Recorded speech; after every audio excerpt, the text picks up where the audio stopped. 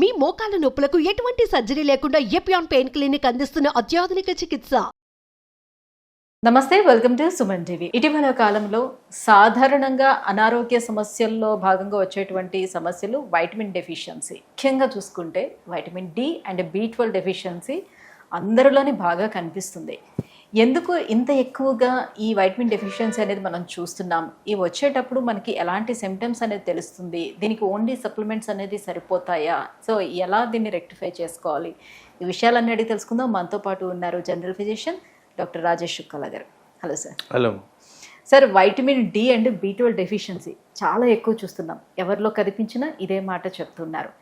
బేసిక్గా ఈ vitamin deficiency వచ్చిందని మనం ఎలా తెలుసుకుంటాం?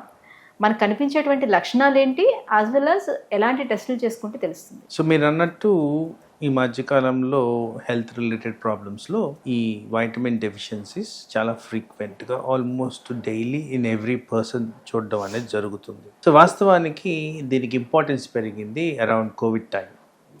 సో బేసిక్లీ కోవిడ్లో అనాలిసిస్ ఒక ఇంటర్నేషనల్ స్టడీ చేసినప్పుడు ఎవరిలో కోవిడ్ ప్రొటెక్షన్ బెటర్గా ఉంటుంది, ఎవరు త్వరగా రికవర్ అవుతున్నారు, ఎవరికి ఐసీయూ రిక్వైర్మెంట్స్ తక్కువగా ఉన్నాయి, ఇలాంటి దాని గురించి డిస్కస్ చేస్తున్నప్పుడు వన్ ఆఫ్ ద ఫ్యాక్టర్స్ అక్కడ హైలైట్ అయింది వైటమిన్ డి. నేను కూడా ఒక పార్టిసిపేషన్ చేశాను ఈ కంట్రిబ్యూటరీ ఎఫెక్ట్లో. సో దాంట్లో అర్థమైంది ఏంటంటే ఎవరికైతే పుష్కలంగా వైటమిన్ డి లెవెల్స్ ఉంటాయో వాళ్ళల్లో quick recovery, least amount of effects, ventilatory support requirement తగ్గిపోవడం, ఇలాంటివన్నీ గమనించారు. సో అప్పుడు వైటమిన్ డి యాక్చువల్లీ ఒరిజినల్గా bone and muscle cartilage or musculoskeletal సిస్టమ్కి పనిచేసే విధంగా ఎప్పుడు కూడా మాకు స్టడీస్లో నేర్పించింది. దీనికి ఇంకా ఇంపార్టెన్స్ ఉంది. It's not just about bones, ఇంకా బాడీలో వివిధ రకాలుగా హెల్ప్స్ ఉన్నాయి అని చెప్పి అనాలిటికల్గా డిసైడ్ చేసినప్పుడు తెలిసింది ఏంటంటే, ఒకటి బ్రెయిన్ ఫంక్షనాలిటీ, పర్టికులర్గా మానసిక ఒత్తిళ్లకు సంబంధించింది వైటమిన్ డి రోల్ ఉంది.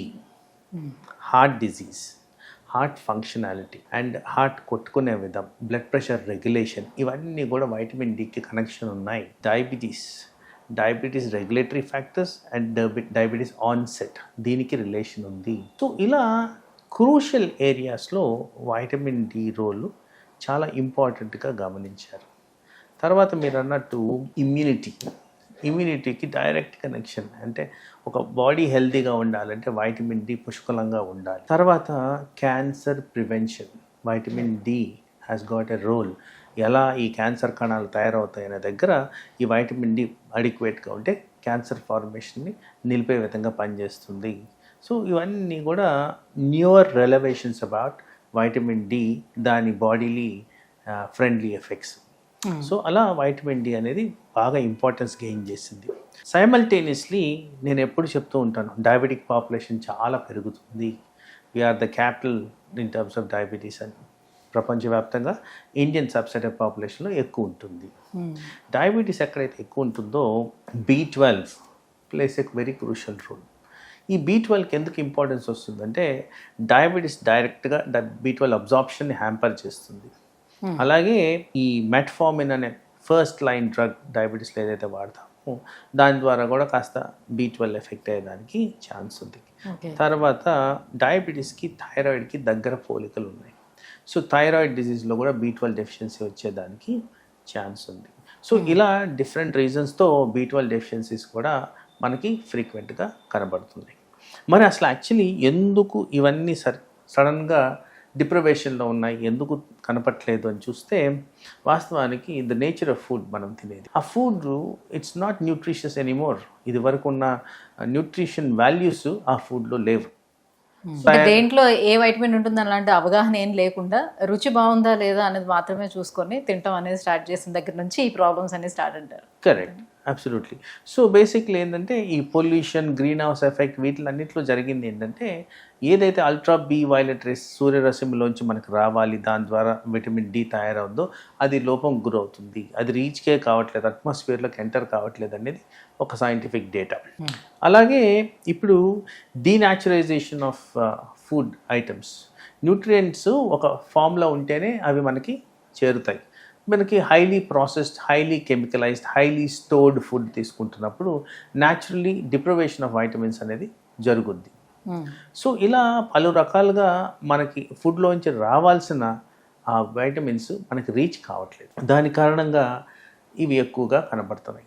తర్వాత ఈ మధ్యకాలంలో ఆల్మోస్ట్ అబౌట్ 15-20 ఇయర్స్ నుంచి బయట వెళ్ళి ఆడుకోవడం అనేది జీరో అయిపోయింది. సన్ ఎక్స్పోజర్ ఉంటే వైటమిన్ డి వస్తుంది, ఇది అందరికీ తెలిసిన విషయమే.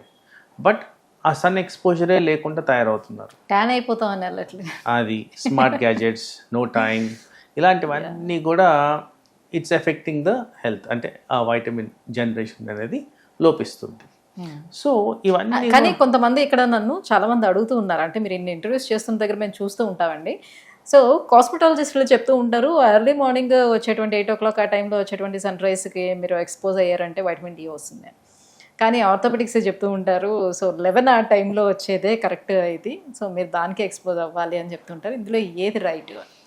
So basically early morning rays అనేది important. Actually it is important for us.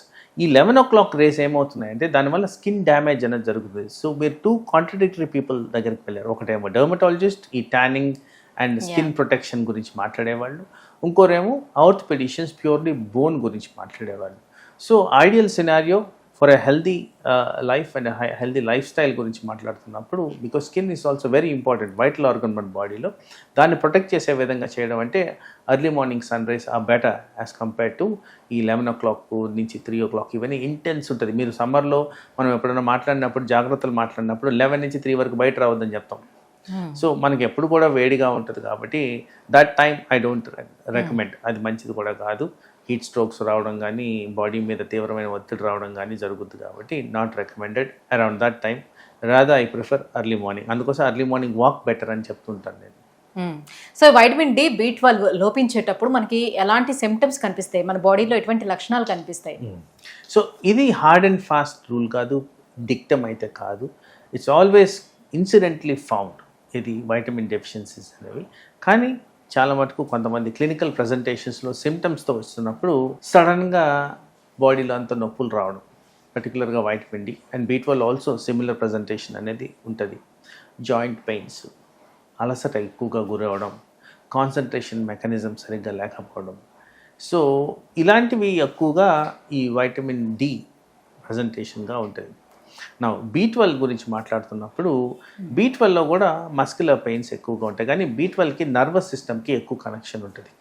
So తిమ్మెర్లు రావడము, బ్యాలెన్స్ తప్పడము, ఇలాంటివన్నీ క్లినికల్ ప్రజెంటేషన్లో వస్తాయి. కానీ by default in my practice ఎవరికైనా డయాబెటీస్ వచ్చినా కానీ, ఎవరికైనా థైరాయిడ్ డిజీజ్ వచ్చినా కానీ, ఎవరికైనా హార్ట్ డిజీజ్ వచ్చినా కానీ, వీళ్ళందరిలో కూడా మేము ఎక్స్క్లూడ్ చేయాల్సింది ఈ vitamin deficiency. Because this is basis. సింపుల్గా మందులు లేకుండా వైటమిన్స్ ఇస్తే తగ్గుద్దా, ఇది కూడా మనం గమనించుకోవాల్సిన అవసరం ఉంది. ఎందుకంటే ఇవన్నీ కూడా క్లినికలీ కోరిలేటెడ్. ఈ కరెక్టివ్ మెజర్స్ చేస్తే మనకు ఆ డిజీజ్ ఇంటెన్సిటీ తగ్గేదానికి ఛాన్స్ ఉంది. కాబట్టి ఇలాంటి డిజీజ్ కండిషన్స్ ఫ్రీక్వెంట్గా మనం చూస్తున్నాం కాబట్టి ఆ కండిషన్స్లో కంపల్సరీ ఈ ఎవాల్యుయేషన్ అనేది మేము చేయడం అనేది జరుగుద్ది. చాలా మటుకు మేబీ అబౌట్ 50% వాళ్ళకి ఏసిమ్టమాటిక్, అసలు ఏమి సిమ్టమ్స్ ఏమి ఉండవు. అలాగే ఈ కారణంగా వైటమిన్ కారణంగా వాళ్ళకి ఏమైనా అవస్థ గురవుతుందంటే లేదు. కానీ ఆ డిజీజ్ ఉన్నప్పుడు ఆ డిజీజ్ గురించి స్క్రీన్ చేసినప్పుడు ఎస్ వీళ్ళకి ఇది కూడా ఉంది, దీనికి కూడా కరెక్టివ్ మెజర్స్ తీసుకోవాలనేది చాలా ఫ్రీక్వెంట్గా జరుగుతున్న ఈ క్లినికల్ ఇన్సిడెంట్స్ మాకు.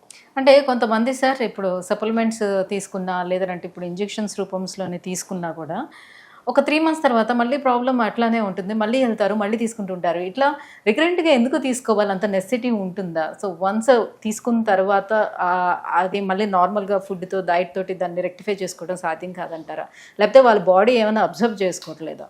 ఫస్ట్ ఆఫ్ ఆల్ మనకు అర్థం కావాల్సింది ఇక్కడ ఈ డెఫిషియన్సీస్ రావడానికి కారణం మన న్యూట్రిషనల్ ఎలిమెంట్స్ సరిగ్గా లేనప్పుడు.